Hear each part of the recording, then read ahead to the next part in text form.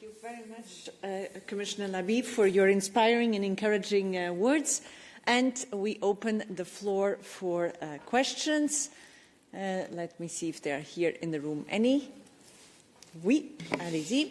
Bonjour, Julien Chavannes pour RFI. Vous évoquiez ce code de bonne conduite, si j'ai bien compris, contre la haine en ligne, signé par des plateformes. Est-ce qu'on pourra avoir les gros noms un peu? Est-ce qu'il s'agit de volontariat? Est-ce qu'il y a des sanctions si le code de bonne conduite n'est pas respecté, si les propos haineux ne sont pas retirés suffisamment à temps? Merci. Alors, un point, on est en train de travailler avec le commissaire McGrath, qui est responsable justice, état de droit, à une législation basée sur la violence, hatred speech, donc le combat contre les discours de haine, qui était adopté, enfin, qui est une directive de 2021, qui n'a pas rassemblé l'unanimité, comme vous le savez. Et donc, nous allons travailler sur la haine en ligne. Pourquoi en ligne?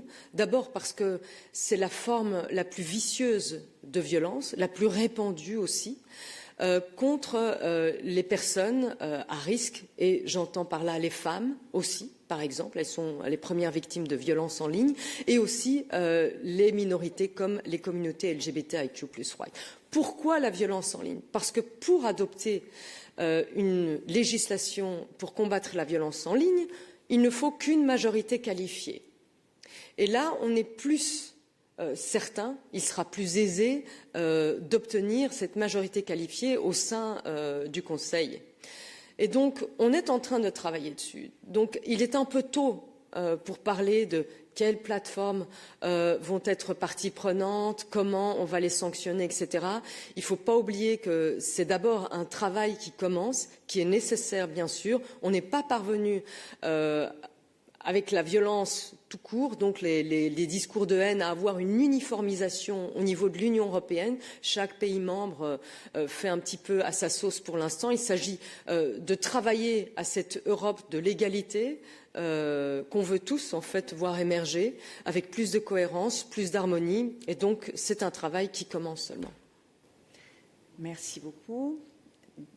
D'autres questions? Oui, dans la salle. Allez-y. Yes, I wanted to know the 3.6 billion that are budgeted for this type of engagement. How will they be disbursed? To whom? To what association? And also, I would like to know the European Union, because we are going backwards, as you say. Now, what can be done? Like 2 years ago, probably here, there would be many more people in the room. And now, I'll give you an example. In Italy, yesterday, well, I was very shocked, but for the first time in many years, we had a sign on the street where were they marketing a chicken breast with the breast of a woman. Now, this hasn't happened in years, but now there is a proposal of law on the table where they want to change the law and allow all type of sexual ads also along the roads, as it used to be decades ago. So this is clearly going back. This is for the women, but it's also true for LGBTQ community. So for me, when I'm asking about money, I'm also asking about what in concrete can be done to stop this trend, new trend. Can you just present yourself and the media you represent? Oh, I'm so sorry. I'm Federica Bianchi from Italy's magazine L'Espresso. Grazie mille, Filippa. Yes, this is, first of all, the funding. This is a proposal from the Commission for the next MFF. We are more doubling the budget of the SURF program within the new Agora EU funding. So it is an important sign that we launch to the Member States that although there is a clear backlash, regression, the Commission and the Union is committed to stay this lighthouse of hope and also a union of equality. I always say that we have still many countries and many citizens their dream is to be part of the union. And why do they dream to be part of the union? Because of the values, because the freedom that we are experiencing here. This is more than a market here.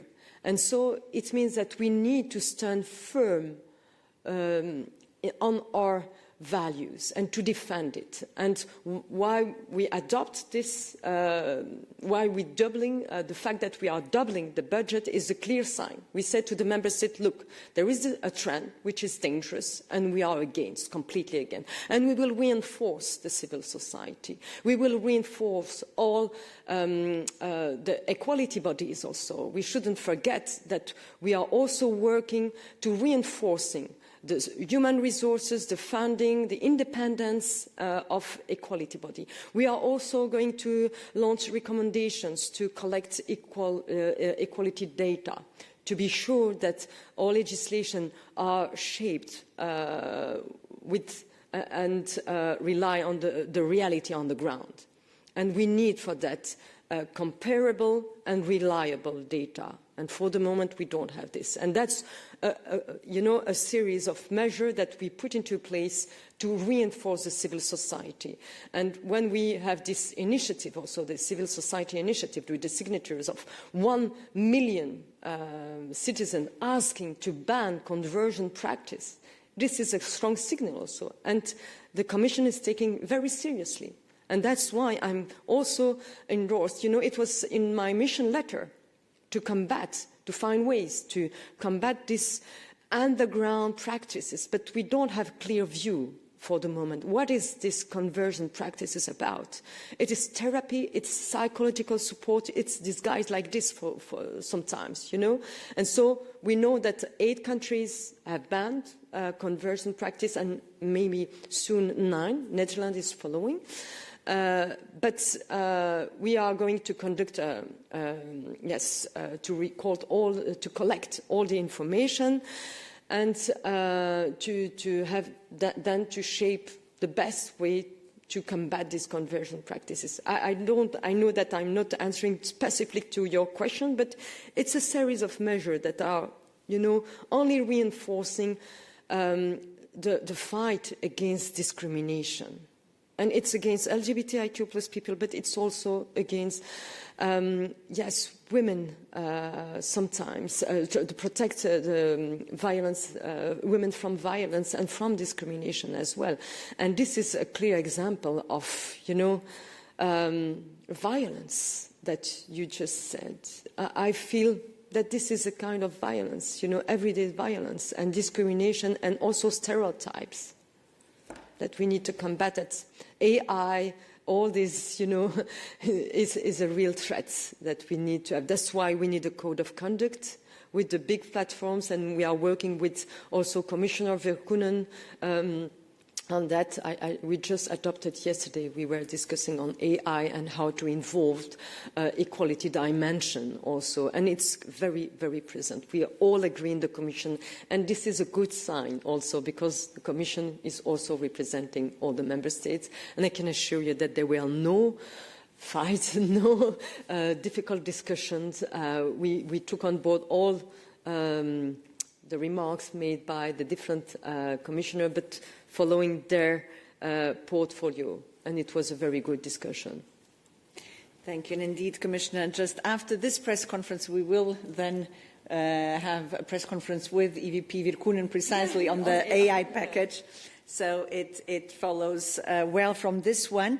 Now I would like to also inform you, because we had a finalization written procedure, and so the documents were formally adopted 25 minutes ago. You can find now the communication on the LGBTIQ plus strategy along with the press material online, so they are available.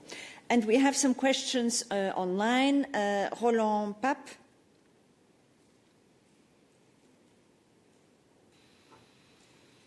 Good morning. My name is Roland Pape with NIBSOVA. I hope you can see me and hear me.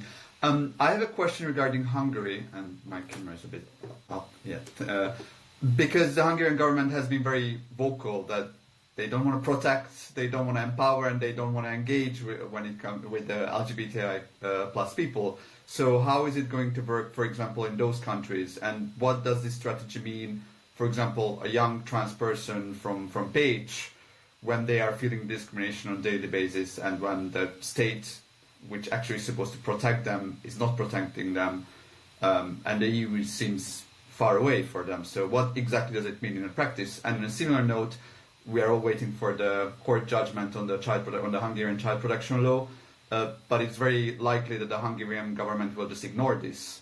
So how are you prepared to step up in that case if they will just ignore and don't care about the court ruling? Thank you. So when it comes to Hungary, you know that we referred Hungary to the European Court of Justice over national rules that discriminate against people based on their sexual orientation and gender identity, the so-called child protection law. The Advocate General recently expressed its opinion and agreed with the Commission that the law breaches the Charter of Fundamental Rights and that Hungary has infringed on EU values. It is important to wait for the final decision, which we hope will confirm the Commission's stance. And concerning the Assembly law, I'm working closely with Commissioner McGrath, who is responsible for this dossier. And the Commission asked the Hungarian authorities to clarify the clarification also on the legal framework. We are now assessing the Hungarian reply. And on that point, we want to make sure that we get the legal basis right, and the Commission will not hesitate to take further action as we have done in the past. For now, we have more than 10 infringement procedures that are currently active against Hungary and on fundamental rights, non-discrimination and rule of law, such as breaching the Racial Equality Directive, the Employment Equality Directive, and the EU's Whistleblower Directive.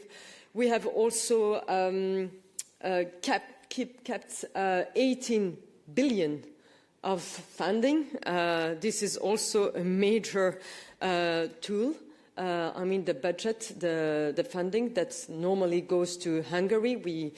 And for the next MFF, we have proposed that this money, when this money is frozen, we are not going to freeze it for the end of the time. We are going to redistribute it to, through the SERV program and to the civil society. This is a big step because we don't want to punish the citizens for the actions decided by their governments when they are infringing the rule of law and our values. And so this is a strong signal again that the Commission is launching to the government.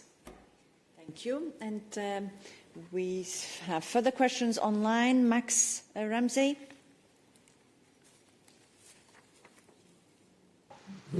Hey there, you can see and hear me. Am I on the side? Let me try and sort that out. There we go. Thank you very much, Commissioner. Max Ramsey from Bloomberg. Do you at any point see, I know it's not in the strategy, but an EU-wide ban on conversion practices being possible, being something that could happen? And if I may, a second question. Part of the strategy is about promoting rights around the world. What can the EU do amid, what is something of a global backlash, particularly in the United States? Thank you very much. Yeah, our strategy is worldwide, but first we are concentrated, of course, on all member states. But when it comes to the rest of the world, our partnerships also, through our partnership, we are also paying attention, of course, of the respect of our values and democracies. And currently, we are also je vais continuer en français. Nous essayons d'étendre nos relations. Nous avons plusieurs partenariats avec des unions qui se multiplient, tout simplement parce que justement les États-Unis commencent à montrer des signes d'instabilité. Et nous avons compris que ceux qui partageaient nos valeurs hier, qui étaient nos principaux alliés, peuvent devenir demain, je ne dirais pas des ennemis, mais en tout cas des partenaires instables. Et donc, nous sommes en train de développer de nouveaux partenariats avec l'Inde, avec les pays du Mercosur, par exemple, d'Amérique latine. Et à chaque fois, évidemment, on se pose la question du respect de nos valeurs démocratiques et de nos valeurs d'égalité, d'inclusion, de diversité. Tout cela fait partie, évidemment, des conditions de nos partenariats économiques et commerciaux. Merci. Et on prend les deux dernières questions. Louise Guillot. Oui, merci beaucoup Louise Guillot avec Politico.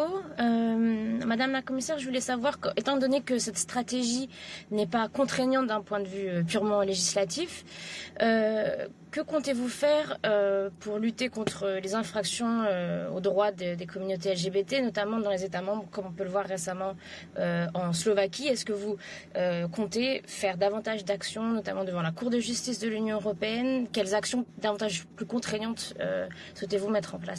Merci.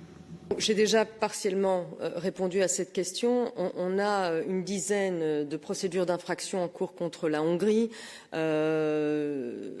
Donc on continuera, évidemment, on n'hésitera absolument pas à multiplier les procédures d'infraction. Je pense qu'il ne faut pas oublier aussi, et puis il y a évidemment toutes les retenues, les conditionnalités, les budgets, les fonds qui sont gelés. J'ai parlé des 18 milliards de fonds de cohésion, de Recovery et Resilience Facility qui normalement devraient être alloués à la Hongrie et qui restent bloqués. Alors vous pourriez me dire, ça n'a pas d'impact. En tout cas, 18 milliards, ça pèse dans un budget. Maintenant, les citoyens aussi doivent comprendre que l'Union européenne, c'est une union de valeurs. Et c'est une union aussi de volonté. Personne, aucun pays n'a été forcé de rejoindre l'Union européenne. C'était un long processus d'adhésion et qui a commencé aussi par une adhésion à la charte, aux chartes fondamentales de l'Union européenne, à ses traités. Et donc, si maintenant nous observons dans certains pays des régressions, il est de notre devoir d'allumer les lanternes rouges, de dire attention, vous n'avez plus accès au budget, attention, nous ouvrons des cas devant la Cour européenne de justice et aussi nous soutenons vos sociétés, vos organisations, vos ONG, la société civile dans la lutte contre les décisions qui sont prises par le gouvernement. Donc je pense que c'est quand même des leviers qui sont importants.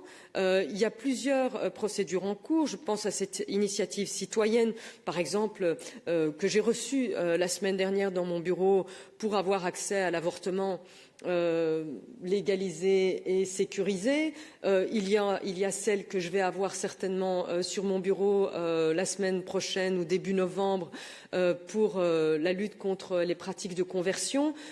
Tout cela, en fait, nous allons donner suite, nous les recevons, nous ouvrons des débats au Parlement.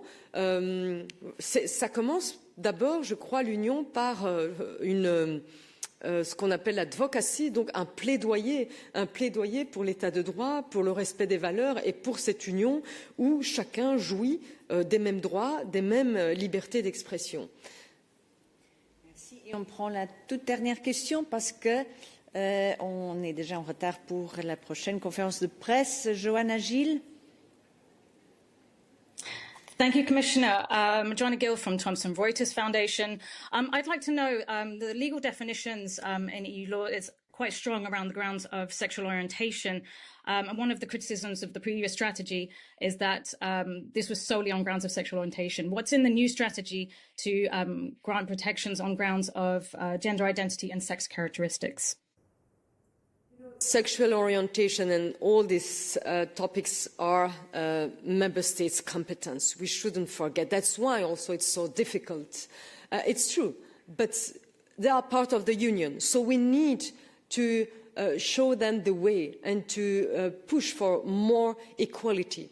And for that, we have all these strategies, we have all these recommendations, and also the fact that any kind of discrimination is at the highest level combating in our union. So we need to ensure that there is no discrimination within our union. And for that, we have high-level group on non-discrimination in every member states. And in this high-level group, we have a subgroup working on combating any kind of discrimination against LGBTIQ plus people and also trans people and so on. And that's why also we have an attention on the conversion practices, because the survey we convey showed that 55% of the transgender people have experienced conversion practices, which is really harmful. And that's why we pay a specific attention on this point. And with this, we conclude this press conference. Thank you very much, Commissioner Hadja, for your presence and your presentation. Thank you for your questions and interest. And bear with us just for 1 minute while we thank Commissioner Hadja and then invite EVP Virkkunen. Thank you.